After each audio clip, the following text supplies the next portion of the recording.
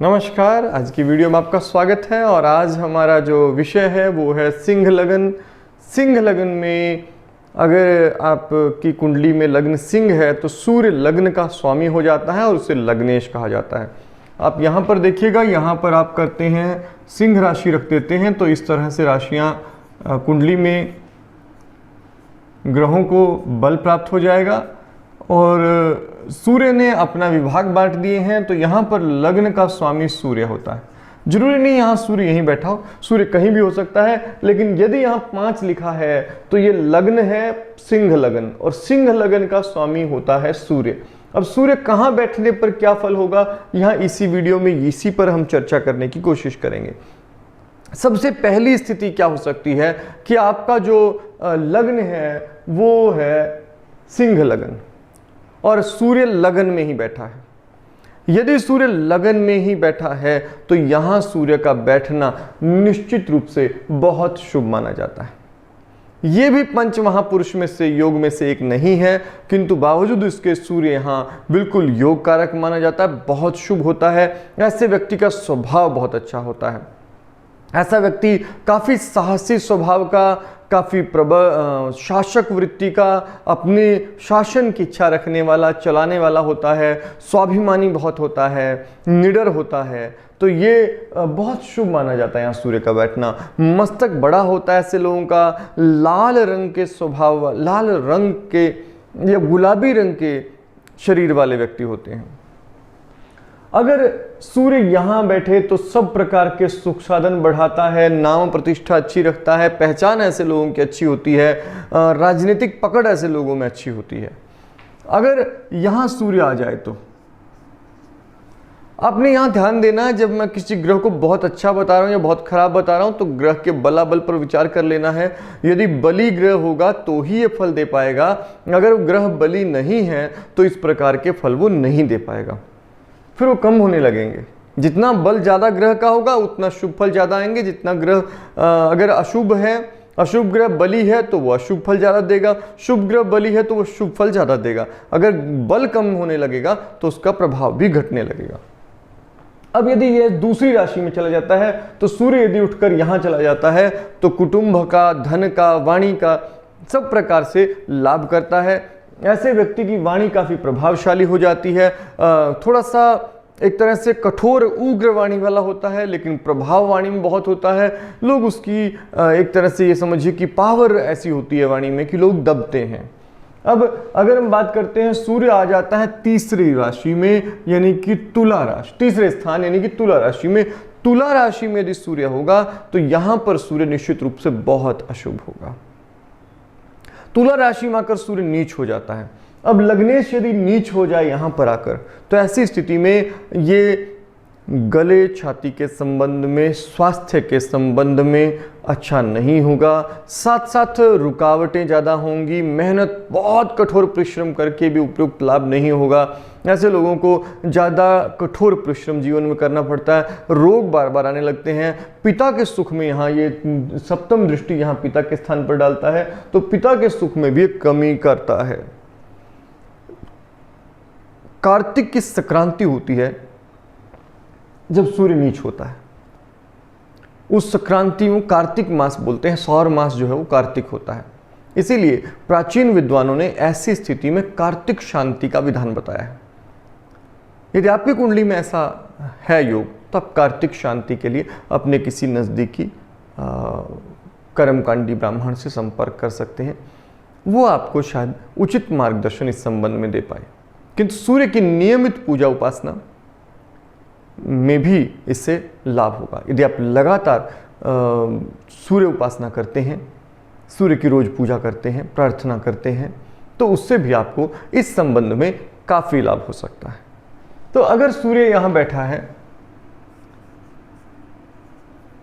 यदि सूर्य वृश्चिक राशि में है, अब वृश्चिक राशि के सूर्य अच्छे होंगे क्योंकि ये मित्र की राशि है, ये लग्नेश सुख साधन के भाव में आ गया है तो सुख के संबंध में ये अच्छा हो जाएगा, सभी प्रकार से अच्छा फल देगा। लेकिन दिशा बली यहाँ सूर्य नहीं है तो अगर यहाँ आपके सूर्य बैठे हैं और आपको सूर्य के संबंधित लाभ थोड़े कम मिल पा रहे हैं तो आपको माणिक धारण करना चाहिए, इससे इसका लाभ बढ़ जाएगा। सूर्य के संबंधित वस्तुओं को धारण करना चाहिए, इससे आपका लाभ बहुत बढ़ जाएगा। तो सूर्य यहाँ सुख साधन बढ़ाएगा, सूर्य यहाँ मकान आदि का सुख बढ़ाएगा, वाहन का सुख बढ़ाएगा, सूर्य शारीरिक सुख और मान प्रतिष्ठा में बहुत वृद्धि करेगा। सूर्य सम्मान का कारक माना जाता है, तो यहाँ आने पर सम्मान में भी वृद्धि करेगा, पद प्राप्ति की संभावना यहाँ बहुत अच्छी हो जाती है।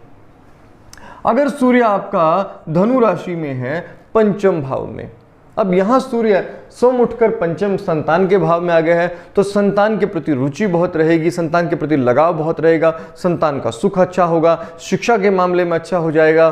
साथ में पंचम भाव प्रेम का भाव है, यहाँ ये खुश्क होता है ग्रह, शुष्क ग्रह है, कठोर ग्रह है, तो प्रेम जो है वो मिलेगा लेकिन उसमें कठोरता थोड़ी सी रहेगी, थोड़ी सी कमी यहाँ प्रेम की पैदा करता है सूर्य पंचम भाव में आने पर।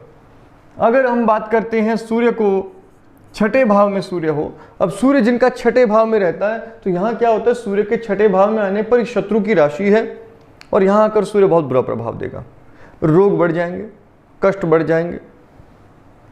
सूर्य पंचम भाव में आ गया है, रुकावटों के भाव में आ गया है, कर्ज के भाव में आ गया है, झगड़े के भाव में आ गया है, ऐसे व्यक्ति के झगड़े बहुत रहते हैं।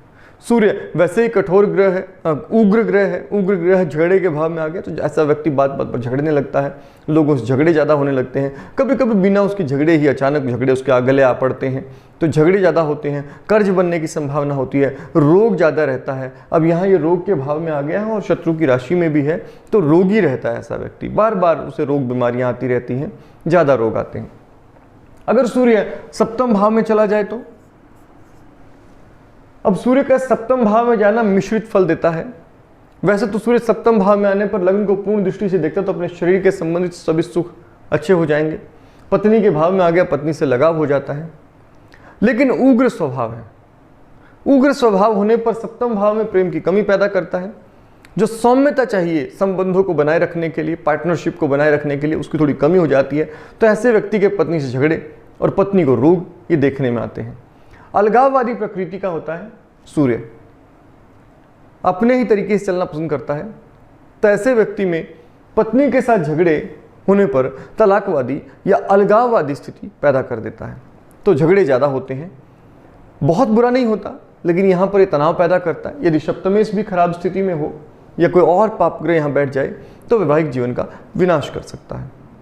तो यहाँ आपको माणिक जो है बहुत सोच विचार कर पहनना चाहिए, और अगर विवाह के संबंध में थोड़ी खराब स्थिति चल रही है तो माणिक बिल्कुल नहीं पहनना चाहिए। अगर किसी का सूर्य यहाँ अष्टम भाव में चला जाए, अब राशि तो इसके मित्र की है किंतु लग्न का स्वामी अष्टम भाव में चला गया है, अष्टम भाव में जाना निश्चित रूप से अशुभ होता है। अब यहाँ क्या होगा, यहाँ ऐसे व्यक्ति को अड़चनें बहुत ज़्यादा आती हैं, रोग बहुत होता है, जीवन में संघर्ष बहुत होता है, मेहनत बहुत ज़्यादा करनी पड़ती है और सफलता उतनी प्रत्याशित नहीं मिलती है। तो यहाँ ये शुभ स्थिति नहीं है सूर्य की।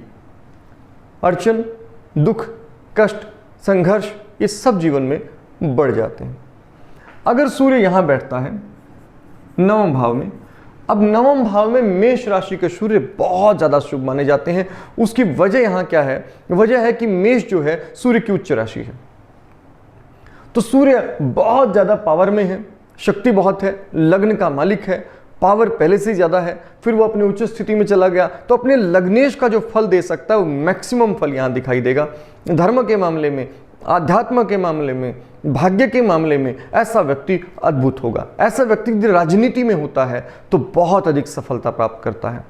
त्रिकोण का स्वामी त्रिकोण में आ गया है, क्योंकि ये त्रिकोण है एक, तो त्रिकोण का स्वामी त्रिकोण में आ गया है, तो ऐसी स्थिति में भी बहुत अद्भुत लाभ की स्थिति बनती है, किंतु उच्चस्थ भी हो गया है तो ऐसी स्थिति में और अधिक शुभ हो जाता है। पिता का सुख बहुत अच्छा रहता है, भाग्य का जबरदस्त साथ दिखाई देता है, और ऐसे व्यक्ति को राजनीतिक मामलों में, क्योंकि सूर्य राजनीति का मामला है, सूर्य प्रशासनिक सेवा का मामला है, तो यदि कोई प्रशासनिक सेवा में है, राजनीति में है, तो अद्भुत सफलता पाने की संभावना यहाँ बन जाती है।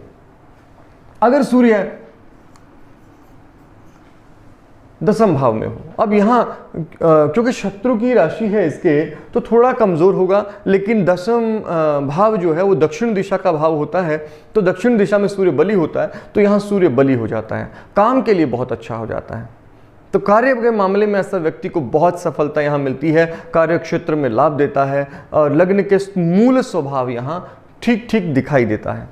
अगर हम बात करते हैं कि सूर्य यहाँ 11वें भाव में सूर्य आ जाए तो 11वें भाव का सूर्य कैसा फल देगा, इसको जरा एक बार विचार करें। तो 11वें भाव में सूर्य जो है वो बहुत ही अच्छा फल देगा, यहाँ लाभ इनकम को बढ़ा देगा।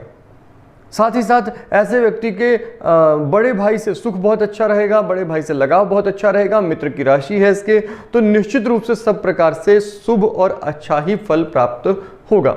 यदि सूर्य आपको किसी व्यक्ति के 12वें भाव में दिखाई दे, कर्क राशि में, अब यहाँ ये जलीय राशि है और कठोर ग्रह है, एक तरह से अग्नि प्रधान ग्रह है, 12वें भाव में चला गया है, तो लग्नेश को हानि हुई है। साथ में लग्नेश 12वें भाव में जाना वैसे ही अशुभ माना जाता है, तो यहाँ सूर्य निश्चित रूप से अच्छा नहीं है। ऐसे व्यक्ति को रोग परेशानियां ज़्यादा रहने लगती हैं, खर्च भी अनियंत्रित सा हो जाता है, साथ साथ स्वभाव में अस्थिरता आती है, लेकिन सब प्रकार से ये खर्च को बढ़ा देता है, शरीर हो, धन हो या स्वभाव, सभी में ये अच्छे फल नहीं देगा, केवल बुरे फल देगा। तो यहाँ भी आपको माणिक्य धारण नहीं करना चाहिए और बहुत उचित विचार के बाद ही किसी प्रकार का कोई रत्न धारण करें। लेकिन यहाँ मैं आपको बता दूं कि यहाँ 12वें भाव में जाना सूर्य का निश्चित रूप से अशुभ ही होगा। तो ये हमने बात की मेष लगन के बारे में। अगर आपकी कुंडली में सूर्य अशुभ है तो आपको नियमित रूप से सूर्य की पूजा उपासना लाभ देगी। इसके लिए आप भविष्य पुराण का अध्ययन कर सकते हैं। भविष्य पुराण में बहुत विस्तार से सूर्य की पूजा उपासना कैसे की जाती है, कैसे करनी चाहिए, इसका बहुत अच्छा उदाहरण दिया गया। तो उम्मीद है आप इसे अच्छे से समझ गए होंगे। अगली वीडियो में अगले विषय पर बात करेंगे। तब तक आपका दिन शुभ हो। धन्यवाद।